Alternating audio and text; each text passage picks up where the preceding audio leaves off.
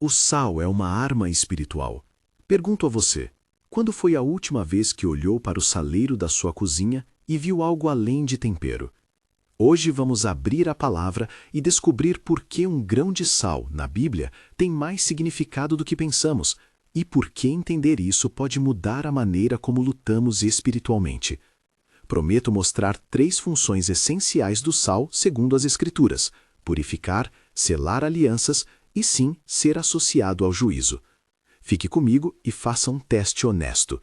Comente abaixo se alguma vez já usou sal em oração. Quero saber sua experiência. Tudo o que existe foi criado por Deus. Não há nada neutro. A criação é um teatro onde o espiritual se manifesta através do material. A terra, a água, o vinho, o pão e o sal aparecem no texto sagrado precisamente porque Deus usa meios, coisas tangíveis, para nos ensinar e para operar. Em Gênesis vemos o cuidado do Criador com cada aspecto do mundo. As coisas têm um propósito. Quando Jesus fala sobre sal e luz em Mateus 5, ele não está dando uma metáfora vazia. Atribui autoridade simbólica a elementos cotidianos. Logo, a pergunta, o sal é uma arma espiritual, não é frívola. É uma questão sobre como Deus usa o mundo material para cumprir fins espirituais. Em 2 Reis 2, Eliseu sucede Elias e, ao manifestar autoridade profética, realiza atos que tornam visível o invisível.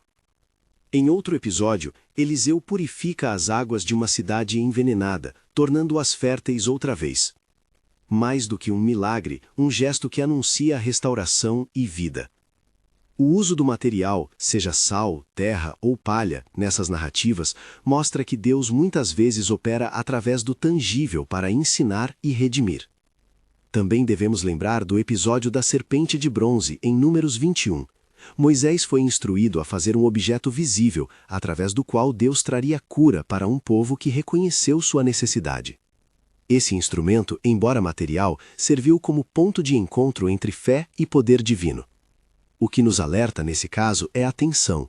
Um instrumento pode ser veículo da graça, mas quando o povo começa a venerar o instrumento em si, ele se torna obstrução. Isso foi corrigido mais tarde, quando o rei Ezequias destruiu o objeto para evitar idolatria. Ver 2 Reis 18:4. A lição é clara: instrumentos são meios, não fins. Veja bem, há um padrão nos textos sagrados. Deus não despreza a matéria. Ele a santifica quando usada de acordo com sua vontade. O sal aparece como símbolo e meio. Em algumas passagens, representa a purificação, nos atos que trazem restauração de lugares contaminados. Em outras, sela relações, como no pacto que confere continuidade e fidelidade. E por fim, em exemplos como o da esposa de Ló, o sal está ligado à ideia de consequência, de juízo que deixa sinal permanente. Mas a trama não acaba aí. Há uma realidade perturbadora que precisamos enfrentar honestamente. O inimigo distorce o que Deus criou. A criação é boa, mas o inimigo pode usá-la para fins contrários. Historicamente, práticas de ocultismo e bruxaria muitas vezes recorreram ao sal como elemento em rituais de maldição, uma perversão do mesmo sinal que na Bíblia aparece ligado à aliança e à purificação. Quando isso ocorre, muitos cristãos se afastam por medo ou desconsideram por excesso de ceticismo. Ambos os extremos são perigosos. Negligenciar o poder de Deus por trás dos sinais é como recusar a mesa que o Senhor prepara. Dar ao objeto um poder independente é cair na idolatria. Portanto, precisamos diferenciar. O uso legítimo do sal, conforme a Escritura, sempre está ancorado em obediência, arrependimento e fé. Quando o sal é usado fora dessa autoridade, sem confissão, sem submissão a Cristo e sem orientação pastoral, pode se tornar instrumento de superstição. É possível encontrar no campo do oculto quem usa sal em feitiços. Isso não transforma o sal em mal por si só, mas mostra que o símbolo pode ser corrompido.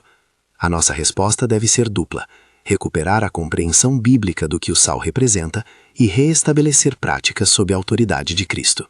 Permita que eu fale como pastor. Quando há necessidade de atos proféticos envolvendo elementos materiais, esses atos devem ser precedidos de arrependimento e confissão pública, e acompanhados por liderança espiritual responsável. Não existe autonomia do amuleto, existe submissão ao Senhor que age por meio de símbolos. Antes de instruir práticas, convoco você a examinar o coração. Há pecado não confessado? Há pactos, alianças ou hábitos contrários à palavra que precisam ser renunciados? Sem essa limpeza espiritual, qualquer gesto externo perde sua força espiritual. Neste ponto é legítimo perguntar: como consagrar um sal sem cair em superstição? Vou expor um procedimento pastoral e simbólico, não uma fórmula, que enfatiza o exame de consciência e a dependência do Espírito Santo. Primeiro, compre pacote novo, selado. Isso não tem misticismo, tem simbolismo de novo começo. Segundo, use um recipiente novo e consagrado. Isso indica a disposição de separar algo para o Senhor. Terceiro, faça uma confissão simples e clara antes do ato, reconhecendo pecados, renunciando pactos e pedindo ao Senhor que haja restauração. Quarto, peça a presença do Espírito Santo e submeta-se à palavra. E quinto, procure acompanhamento pastoral para discernimento e acompanhamento. Esses passos obedecem ao princípio bíblico. O símbolo é respeitado, mas a autoridade é de Deus. Agora, permita que eu traga à sua frente um exemplo prático de oração curta que pode acompanhar um ato de consagração do sal, não como fórmula mágica, mas como expressão de fé e submissão. Dirija-se ao Pai, confesse e enuncie, peça purificação e conclua em nome de Jesus. Algo como: Pai, reconhecemos nossas falhas e renunciamos a qualquer pacto contrário à tua vontade. Purifica este sal, para que por meio dele a tua palavra de restauração seja simbolicamente proclamada. Em nome de Jesus, declaramos libertação e consagração. Amém. Veja como essa oração é breve, teocêntrica e termina no nome de Jesus. Ela não promete efeitos automáticos, apenas expressa fé e dependência. Quero inserir aqui uma pausa para compartilhar um testemunho que ilustra a diferença entre superstição e fé responsável. Uma irmã de uma igreja pequena, há alguns anos, vivia carregando medo sobre uma herança familiar que trazia padrões de opressão espiritual. Guiada por seu pastor, ela começou um processo de confissão, arrependimento e consagração simbólica de sua casa, incluindo um ato com sal comprado novo e abençoado em oração pública. Não houve espetáculos, nem promessas de cura imediata. Mas, nos meses seguintes, ela relatou uma liberdade progressiva. Comportamentos repetitivos foram quebrando, relações se reconciliaram e a família começou a participar de cultos com maior espontaneidade. Ela mesma atribuiu a transformação não ao sal em si, mas à reconciliação com Deus e à renovação de sua fé. Esse testemunho nos lembra do ponto central. Instrumentos não geram poder. A restauração brota do encontro com o Senhor. Ao mesmo tempo, é preciso sermos claros. Há riscos. Quando práticas populares elevam o sal à condição de amuleto, guardando-o embaixo do colchão, por exemplo, ou realizando rituais com palavras repetitivas como se isso fosse produzir efeito por si só, estamos diante de superstição. A Escritura combate qualquer tentativa de substituir a soberania de Deus por procedimentos humanos. Assim como o povo que adorou a serpente de bronze teve que ser corrigido, nós também devemos vigiar para que os símbolos não se tornem escoras para a fé fraca. A respeito de distinções, é útil observar duas linhas que costumam se confundir: o que é simbólico e autorizado por Deus e o que é manipulação espiritual. O sinal autorizado sempre confirma a palavra. A manipulação busca resultados fora da vontade e fora do discernimento pastoral. Quando Paulo fala da liberdade cristã, ele também aponta para a responsabilidade. Não usamos nossa liberdade para ferir, enredar ou apartar outros da verdade. Da mesma forma, ao lidar com atos proféticos envolvendo sal, há responsabilidade pastoral e comunitária. Voltando ao terreno bíblico, vamos aprofundar um pouco mais nos 3 papéis que prometi revelar: purificar, selar pactos e marcar juízo. Já falamos do juízo em Gênesis 19 e da aliança em Números 18. Agora precisamos olhar com cuidado para o papel purificador. Em muitos relatos, a restauração começa com um gesto concreto. Eliseu, ao purificar águas estéreis, não apenas fez um milagre, ele proclamou a presença de Deus que transforma o ambiente. O sal, nesse quadro, pode funcionar como símbolo de purificação, não por si só, mas como parte de um ato profético confiado por Deus. Ao aplicar o sal como símbolo em água, em estruturas da casa ou em ofertas, a intenção é declarar, diante do céu e da terra, a vontade de Deus para a renovação. Aqui entra um ponto prático que devo enfatizar. Qualquer ato profético deve ser acompanhado de arrependimento e renúncia. Antes de consagrar sal para uso doméstico ou ministerial, confesse pecados pessoais, renuncie pactos familiares que contrariem a palavra e peça ao Senhor que venha. Sem isso, o gesto fica reduzido a gesto, sem alinhamento com o poder de Deus. Em Hebreus aprendemos que as obras são validadas pela fé.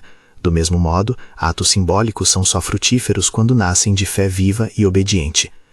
Permita-me introduzir aqui uma segunda oração modelo, curta, focada em renúncia de pactos ancestrais. Novamente, não é fórmula, é expressão de fé e submissão. Senhor, em nome de Jesus, eu renuncio toda aliança ou prática que não procede de ti, e peço perdão pelas vezes em que aceitei isso. Purifica a minha família, Senhor, e sela-nos com a tua aliança de vida. Que todo mal seja quebrado pela tua palavra. Amém. Note que essa oração modela 3 elementos recomendados: confissão, renúncia e pedido de purificação, finalizando em Jesus. É o tipo de oração que precede um ato simbólico e não o substitui. Antes de avançar para instruções mais detalhadas sobre onde aplicar o sal, se nos cantos da casa, sobre ofertas, sobre o ventre para a renúncia de laços, preciso que absorvamos uma advertência crucial. Qualquer aplicação deve respeitar limites éticos e legais. Não é aceitável espalhar sal em propriedade alheia sem permissão. Não é aceitável instruir atos que exponham a integridade física de pessoas. O reino de Deus não se constrói com violência nem com ilegalidade. Portanto, nossa prática profética deve ser responsável, consentida e guiada por líderes que tenham discernimento e maturidade. Estamos chegando a um ponto delicado. Muitos crentes, ao perceberem que o inimigo corrompeu práticas legítimas, tendem a 2 extremos: o desprezo total pelos sinais e o apego supersticioso aos mesmos. A cura passa pelo meio. Recuperar a memória bíblica do uso do sal, porém integrando sempre arrependimento, fé e liderança. É dessa forma que o sal volta a exercer a sua função conforme o plano de Deus. Agora quero que você fixe uma imagem: um grão de sal sobre a palma aberta. É pequeno, insignificante a olhos humanos, mas carregado de significado quando oferecido ao Senhor em fé. Assim era o sal na mesa sacrificial, um testemunho de que Deus preserva, purifica e mantém a aliança. Assim também pode ser em nossas casas e ministérios, um sinal que nos lembra que a aliança de Deus é fiel, que a purificação é possível e que o juízo é real contra o que não se arrepende. Antes de prosseguirmos para aplicações práticas mais detalhadas, incluindo orientações sobre locais apropriados para o uso do sal, modalidades de consagração em contextos familiares e ministeriais e protocolos de acompanhamento pastoral, quero ressaltar algo que não pode ser esquecido: a centralidade de Cristo. Em Mateus 5, Jesus chama seus seguidores de sal da terra e luz do mundo. Isso significa que, antes de qualquer objeto, somos chamados a viver a qualidade do sal, preservar a verdade, temperar a cultura com justiça e ser presença que evita a putrefação moral. Se o sal literal falhar em trazer algo, o problema pode ser que faltou sal humano, ou seja, falta de testemunho de vida santa e de obediência. Convido você, portanto, a um exercício prático de coração antes de qualquer coisa. Faça um exame de consciência sincero. Há áreas escondidas onde você tem firmado acordos contrários ao Evangelho? Há práticas em sua família que precisam ser expostas à luz da palavra? Busque um líder espiritual. Confesse, arrependa-se e peça instrução. Não avance sem preparar o terreno espiritual. Nessa linha, é tempo de falar um pouco sobre o diagnóstico pastoral que nos traz até aqui. Em muitas comunidades, o desconhecimento levou ao abandono de atos proféticos saudáveis. Em outras, a curiosidade sem discernimento criou um mercado de objetos abençoados, vendidos como soluções mágicas. Ambas as situações ferem a verdade. O remédio é formação, ensino sólido sobre o significado bíblico dos símbolos, prática sob supervisão e a reconquista do sentido sacramental das coisas criadas por Deus. Permita que eu ponha um pequeno alerta prático, litúrgico e pastoral. Quando alguém oferece sal consagrado à venda como produto que garante libertação, recuse. A graça não se comercializa. O sal pode ser consagrado em circunstâncias pastorais e em obediência à palavra, mas não pode ser um produto de mercado. O testemunho genuíno sempre aponta para Deus, não para um item. Agora, respirando nesse entendimento, preparamos o coração para o que vem a seguir. Já esclarecemos fundamentos teológicos, expusemos passagens-chave, Gênesis 19, Números 18, 2 Reis 2, Números 21, Mateus 5, e começamos a desenhar regras práticas e espirituais. Falamos também sobre arrependimento, acompanhamento pastoral e distinção entre símbolo e superstição. Mas há dimensões que precisam ser exploradas com mais detalhe. as modalidades práticas de uso do sal na casa e no ministério, as orações específicas para diferentes contextos, ofertas, proteção da família, renúncia de laços e as histórias de transformação que ilustram como isso se aplica no cotidiano e na batalha espiritual. Enquanto nos preparamos para entrar nessas instruções práticas, quero deixar você com uma imagem que serve como teste. Quando pensar em usar um elemento simbólico como o sal, pergunte-se 3 coisas. 1. Isso confirma a Escritura?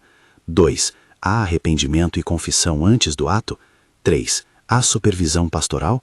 Se a resposta for sim para as 3, você está caminhando por terreno bíblico. Se faltar alguma das 3, pule o gesto até haver clareza. E agora, com essa base firme, estamos prontos para descer ao prático. Vamos examinar com cuidado e responsabilidade como consagrar o sal passo a passo, onde aplicá-lo e como orar nessas ocasiões, sempre vinculando cada ação à palavra e à autoridade de Cristo. Mas antes de começarmos, preciso reforçar: nenhum ato que descrevamos substitui oração contínua, santidade de vida e dependência do Espírito. A arma mais poderosa que temos não é o sal, é a oração fervorosa e a presença do Espírito Santo em nós. Prepare seu coração, reúna um pacote novo de sal, um recipiente limpo e a disposição de examinar sua própria vida. Em seguida, busque um pastor ou líder maduro para acompanhar você no próximo ato. Tenha em mãos a Bíblia aberta em Mateus 5 enquanto confessamos. Não avance com precipitação e mantenha sempre a certeza de que o Senhor é quem age e não o objeto. Agora que você já preparou o coração e reuniu o pacote novo de sal, o recipiente limpo e a palavra aberta em Mateus 5, podemos entrar nas instruções práticas de forma ordenada e responsável. Lembre-se, cada gesto que descreverei é um ato simbólico, um sinal exterior que acompanha uma postura interior de arrependimento, fé e submissão à autoridade de Cristo. Não avance sem confissão, sem clareza de consciência e sem, preferencialmente, a orientação de um líder espiritual. Preparação espiritual e comunitária. Antes de qualquer cerimônia, faça um tempo de oração pessoal e, se possível, de confissão em comunidade. Reúna alguém de responsabilidade espiritual, pastor, ancião, líder de discipulado, para acompanhar o processo. Explique por que você deseja consagrar o sal. É para proteger sua casa, para selar uma oferta, para renunciar laços ancestrais. A transparência evita superstição e garante discernimento. Ore pedindo direção. Não peça ao sal nada que pertença somente a Deus. O gesto da compra, simbolismo do novo. A regra de ouro é simples e simbólica. Adquira um pacote novo e lacrado. Isso não atribui propriedades mágicas ao novo, mas sinaliza um novo começo, semelhante ao que as Escrituras sugerem quando falam de renovação e separação. Comprar novo é um ato de intenção. Estamos dizendo: quero entrar em um tempo novo com Deus, sem recorrer a práticas ambíguas do passado. Consagração do recipiente. Separar algo para o Senhor. Coloque o sal em um vasilhame limpo que nunca tenha sido usado para práticas pagãs ou supersticiosas. Pode ser de vidro ou cerâmica, desde que esteja íntegro e limpo. Ao separar o recipiente, você está realizando uma distinção. Aquilo será usado para expressar devoção e dependência de Deus, não para barganhas espirituais. Confissão pública e renúncia. Antes de qualquer oração de consagração, faça a confissão explícita. Numa linguagem simples, nomeie o que deve ser renunciado. Pactos familiares, práticas herdadas, formalidades que não alinham com o Evangelho. Essa confissão pode ser feita em voz alta diante de um líder ou em pequeno círculo. A Bíblia sempre conecta arrependimento com restauração. Sem esse movimento, o sinal exterior fica vazio. Oração de consagração, modelo.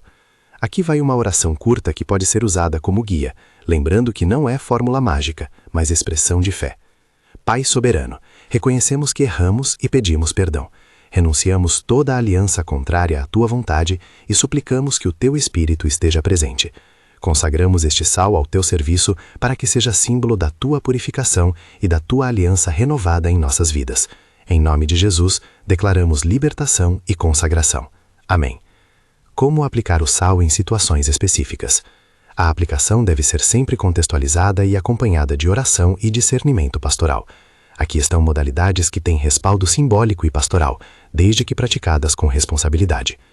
Sobre ofertas e dízimos. Ao entregar uma oferta como gesto profético de consagração, é legítimo colocar uma pequena porção de sal sobre a oferta ou no envelope como símbolo de preservação e aliança.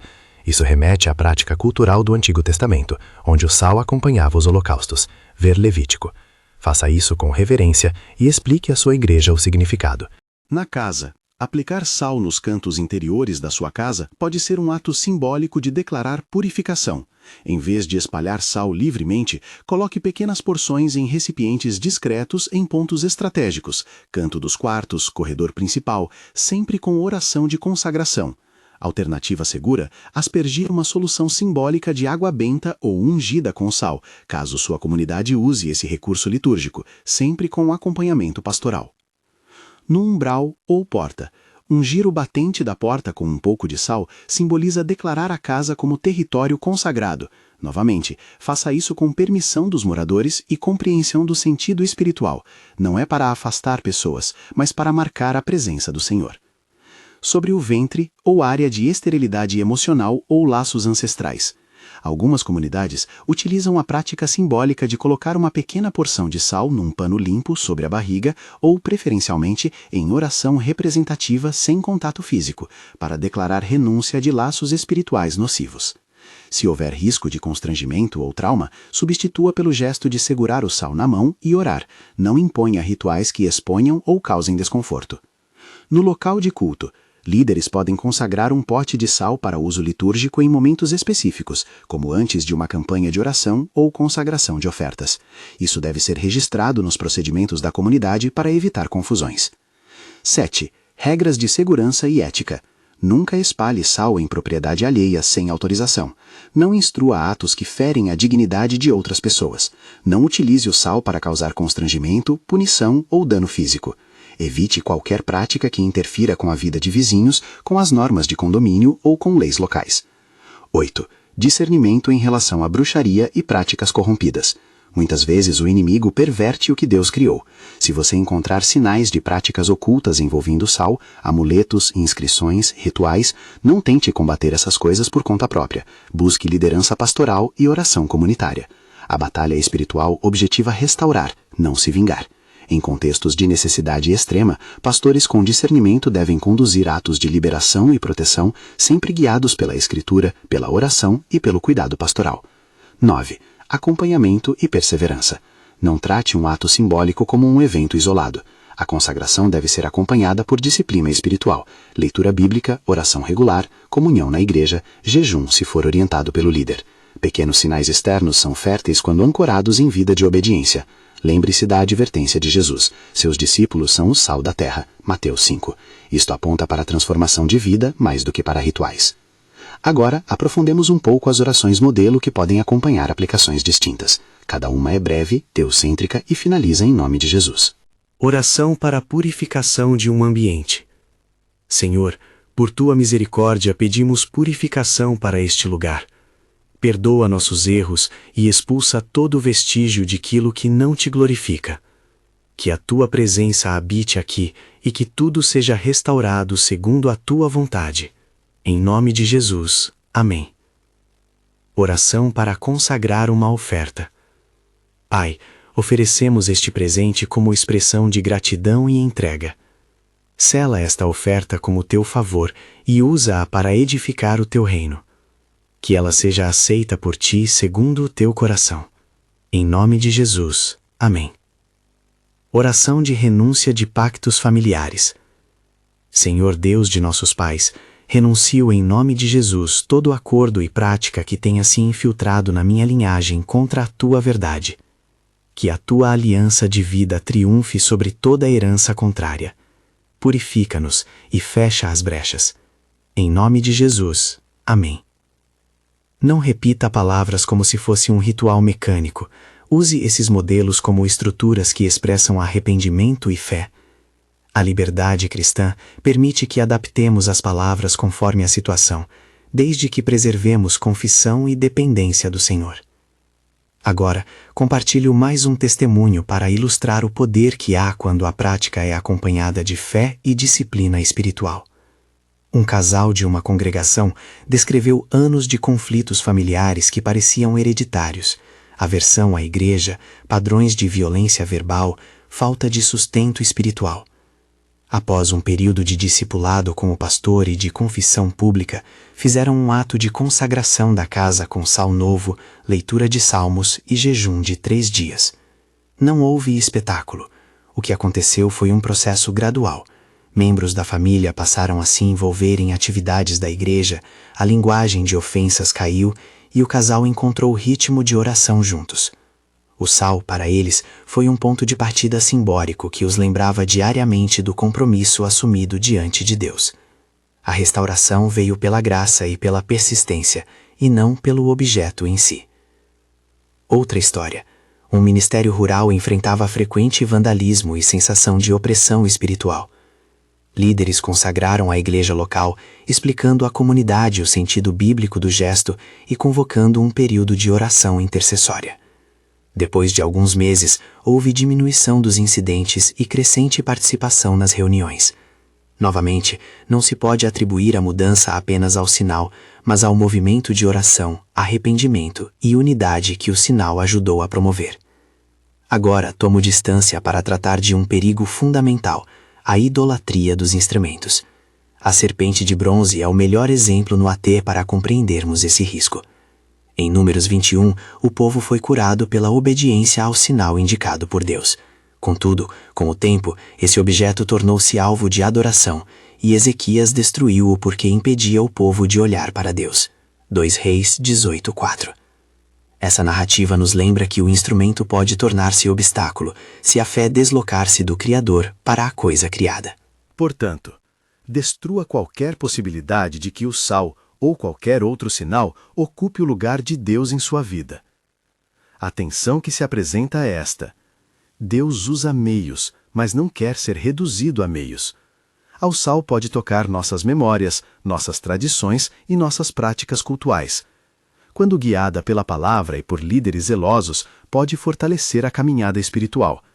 Quando transformada em mercadoria ou em amuleto, ela corrói a fé. Tenha isso sempre diante de você. Chegamos ao momento em que devemos distinguir entre 3 categorias de uso do sal na vida cristã: litúrgico, profilático e simbólico familiar. Litúrgico: exercícios realizados no âmbito da igreja e do culto público, com clareza teológica e respaldo da liderança. Exemplo: consagração de ofertas, ritos de libertação conduzidos por ministros reconhecidos. Profilático: ações que visam declarar saúde espiritual num ambiente, como a consagração de casas ou espaços de trabalho, sempre feitas com consentimento e explicadas aos envolvidos. Simbólico familiar: práticas íntimas, como segurar sal enquanto se ora por um filho. Estas são possibilidades válidas desde que não se tornem substitutas da disciplina espiritual. Para cada uma dessas categorias, a comunidade e os líderes devem estabelecer protocolos: quem pode conduzir, quando fazer, como registrar e como acompanhar. Isso evita abusos e protege a comunidade do sincretismo. Agora prossigo para uma sessão de perguntas frequentes que surgem entre irmãos curiosos, respondendo de modo direto e pastoral. Pergunta: posso levar sal em viagens para proteção? Resposta: leve contigo a oração e a palavra. Não transforme o sal num amuleto protetor. Uma pequena porção consagrada para lembrar-se de orar pode ser útil como lembrança, mas a proteção vem de Cristo. Pergunta: se alguém vende sal consagrado, isso é errado? A comercialização da graça é perigosa. Uma cobrança simbólica para cobrir custos de organização litúrgica é aceitável em alguns contextos, porém afirmar que o produto tem poder autônomo é enganoso. Desconfie e peça esclarecimento pastoral. Pergunta: o sal pode ser usado em rituais de libertação sem pastoral? Preferencialmente não. A libertação envolve discernimento, e atos proféticos precisam de acompanhamento para não expor pessoas a danos emocionais ou espirituais. Procure líderes com experiência. Pergunta: existe um tipo de sal mais apropriado? Não há respaldo bíblico para escolher um tipo específico como mais poderoso. A escolha pode ser simbólica. Sal grosso remete à robustez, sal fino à delicadeza. O que importa é a intenção e a fé em Deus. Voltando ao fio central, o sal é uma arma espiritual? À luz do exposto, respondo com clareza pastoral. O sal nas Escrituras é usado como sinal de purificação, de aliança e, em contextos de juízo, de lembrança do que acontece quando se desobedece. Pode, portanto, ser instrumento em batalhas espirituais, na medida em que é usado como símbolo autorizado pela palavra e em obediência a Deus. Mas não é arma por si só. A verdadeira arma espiritual é a oração, a palavra e a presença do Espírito Santo em nós. O sal até auxilia a dar visibilidade a essa batalha, mas não substitui a comunhão com Cristo. Agora, convido você a um exercício prático e simples para hoje. Sente-se com a Bíblia aberta em Mateus 5. Feche os olhos e faça um exame de consciência breve. Confesse ao Senhor aquilo que precisa ser renunciado. Se sentir, segure o pacote novo de sal com reverência e diga em voz audível: Senhor, eu me disponho a viver em aliança contigo. Purifica o que precisa ser purificado em minha casa. Que tua vontade prevaleça. Não transforme isso em liturgia formal. Seja sincero. Se você pertence a uma igreja, comunique ao seu pastor e peça a oração. À medida que concluímos, deixe uma advertência teológica final. Nunca permita que um símbolo se sobreponha à graça. O Evangelho não é rito, é vida. Os símbolos existem para apontar para Cristo, não para se tornarem um fim em si mesmos. Em tudo que fizer com elementos materiais, assegure que a ação confirme a Escritura, manifeste arrependimento e seja acompanhada por liderança. Chegamos então ao clímax desta mensagem, a exortação para viver uma fé ativa. Não se contente com conhecimento teórico, nem com práticas vazias. Levante-se para orar, buscar discipulado, abrir sua casa à palavra e participar ativamente na igreja. Use os sinais quando edificados por ensino bíblico e não por medo. Empenhe-se em ser sal, vivendo uma vida que preserva a verdade e que impede a corrupção moral ao redor de você. Antes de encerrar, quero anunciar o próximo tema. Falaremos em breve sobre o vinagre na Bíblia, outro elemento comum que carrega significado espiritual e que, em combinação com o sal, aparecem em práticas antigas. Se esse assunto te despertou interesse, não perca o próximo vídeo. Aprofundaremos a simbologia e as aplicações, sempre com crítica teológica e cuidado pastoral. Convido você agora a um compromisso simples e concreto. Se esta palavra tocou seu coração, inscreva-se no canal para acompanhar mais conteúdo como este. Compartilhe com alguém que precisa ouvir essa verdade e busque um pastor para orientar qualquer prática simbólica que deseje realizar. Não deixe que o medo ou a superstição te impeçam de recuperar o sentido bíblico das coisas criadas por Deus. Finalizo com uma bênção e uma declaração profética curta. Que o Senhor, que é fiel para cumprir suas promessas, restaure os lares, quebre toda ligação contrária e te conceda sabedoria para discernir entre o que é de Deus e o que é ilusão. Que a paz de Cristo, que excede todo entendimento, guarde o seu coração e a sua mente enquanto você caminha em obediência. Em nome de Jesus, que a graça nos acompanhe e que nossas vidas sejam um sinal visível do reino. Amém. Que o Senhor te abençoe, te guarde e te faça sal e luz onde pisas. Até o próximo encontro. E nos vemos no próximo vídeo sobre vinagre na Bíblia. Inscreva-se, compartilhe e procure sua liderança para a orientação. Deus te use.